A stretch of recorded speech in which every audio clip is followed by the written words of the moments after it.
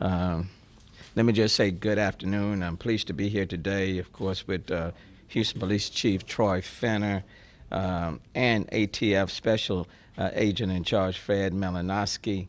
And I'm also certainly wanted to acknowledge Lieutenant Kathy Richards and Commander Tinsley Gwen Shaver, as well as the Violent Offender Squad. Let me just start off. For the past several months, local law enforcement agencies have worked together to solve a string of robberies targeting people near high-end stores and affluent areas in parts of southwest Houston, uptown, near the Galleria, Highland Village. You may recall that in May, Chief Fenner announced the arrest of several suspects responsible for aggressive robberies in affluent areas of the city. This is a follow-up to that. And I just want to say from the very beginning, extend my thanks to the chief, to ATF, to Fred Malinowski, to all of the individuals involved, the Violent Offender Squad. They have done a yeoman's job, and I think what you will hear today will be the results of their hard work.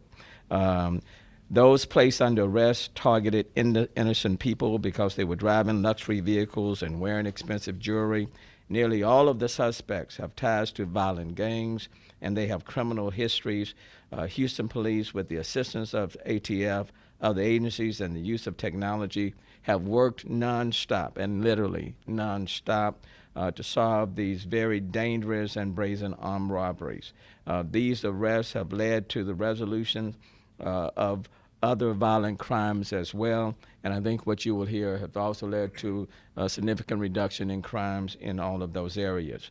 Many major cities across the country are dealing with a wave of crime. We all know that. The city of Houston is no exception.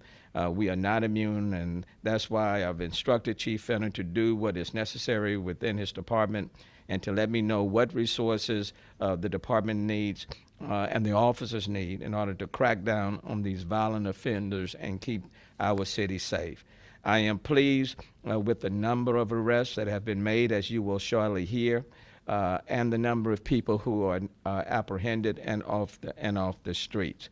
We will continue to partner with our law enforcement agencies and put forth the necessary resources and manpower to prevent and/or apprehend those persons committing crimes. And once they are arrested, judges must be mindful of their criminal histories and not make it easy for them to return to the streets to become repeat offenders. Having said that, let me now bring up Chief Fenner.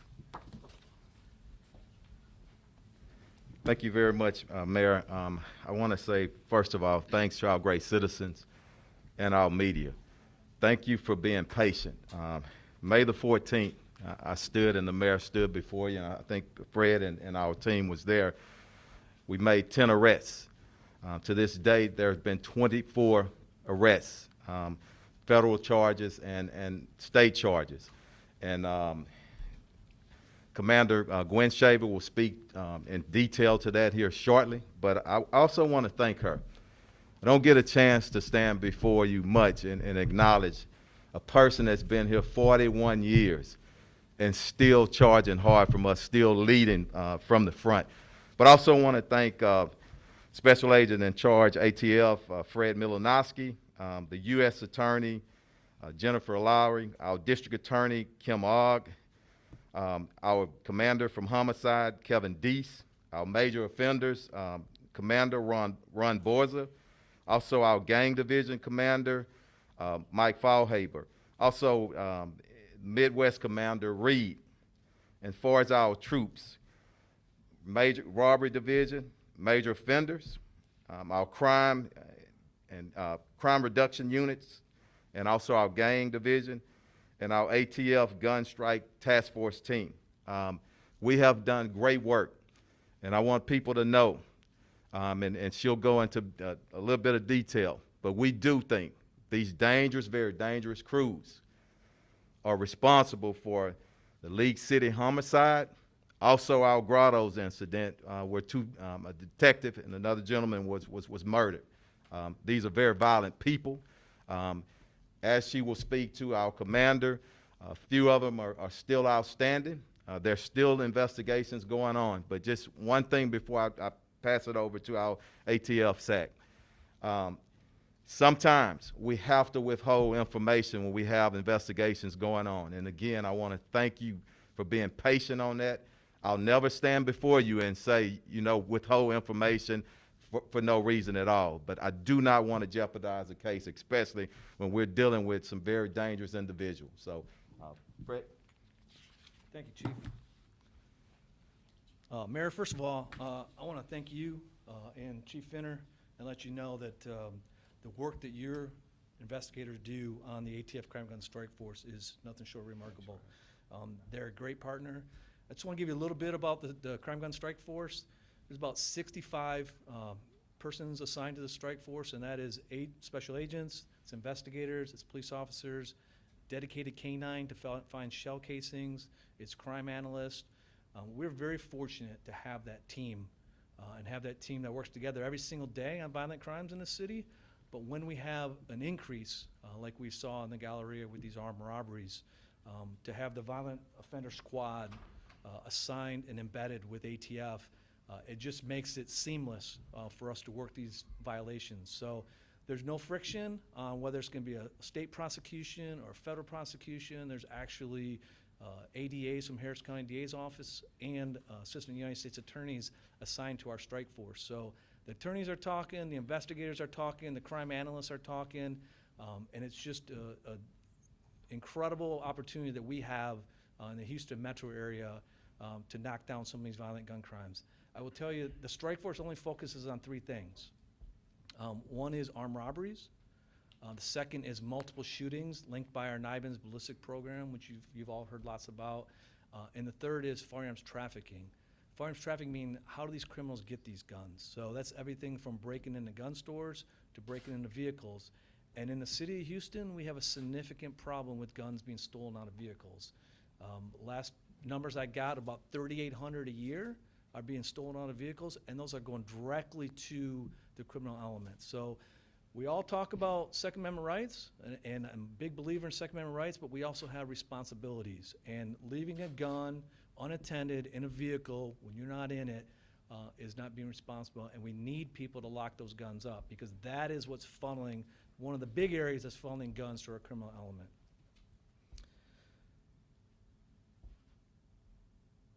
With that being said, I know the commander here is going to give specifics, but I just wanted to, again, thanks the mayor, thank the chief.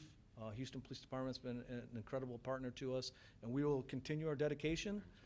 As long as there's violent gun crime in the city of Houston, we're going to be there to work with your police department. Thank you. I know we're social distancing, but I want y'all to stand in. Got it. See? Got it. Come on, stand in. Yep. Got it. All right. Come on in. Thanks. Thank you. I'm Tinsley Gwinshaver, Commander of the Robbery Division. And I want to thank Mayor Turner, Chief Finner, Special Agent in charge. He stepped out. He went somewhere.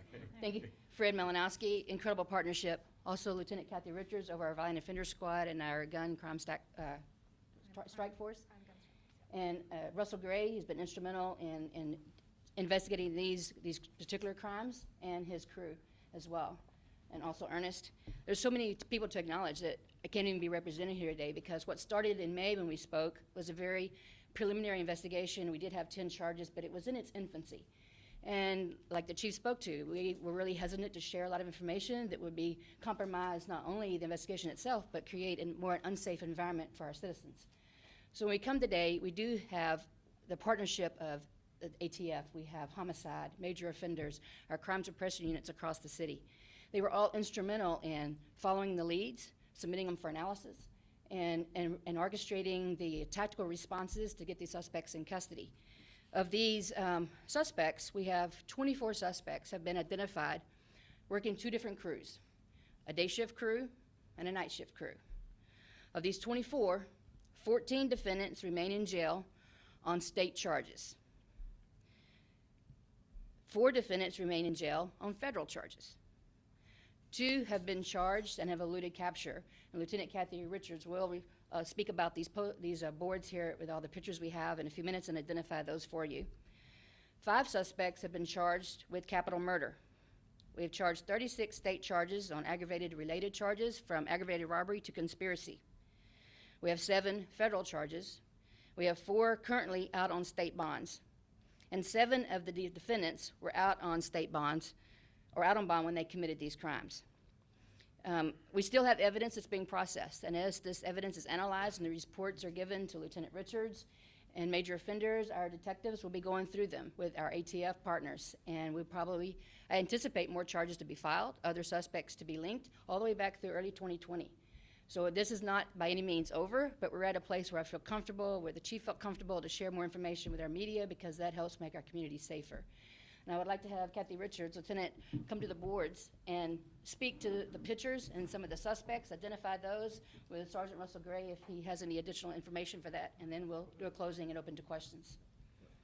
Hi, yes, so this is some of the defendants that we have Do listed. you need the mic? I think we could probably angle it to you. Yeah. So these are some of the defendants that we have charged.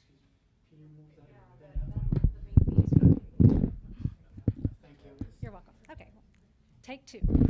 Okay. So these are some of the defendants that we have charged in the Galleria-related cases. The top 2 on the chart here are Jeremy Haynes and John Trell Miles. Jeremy Haynes is wanted for capital murder at this time, and John Trell Miles was charged with conspiracy to commit aggravated robbery. He did receive a bond, and he decided not to show back up for court, so he has a bond revocation. So he is wanted as well. We are asking for the public's assistance in helping us find and locate these individuals. And if they do have information on where they are, they can call Crime Stoppers with that information or our robbery division.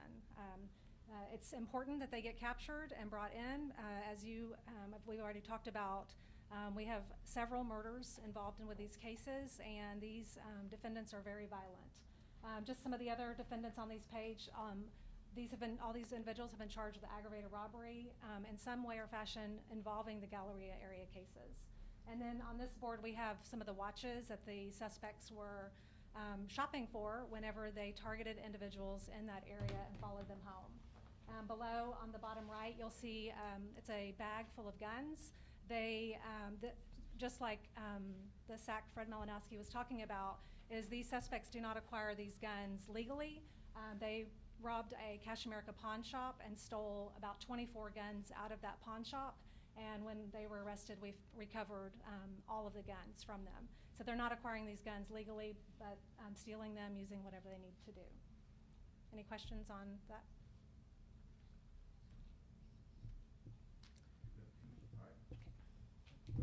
We have linked some of these suspects in this crew with the League City murder. If you remember that one, thank you. If you remember that one, the League City murder had to do with the yacht boat owner of the company.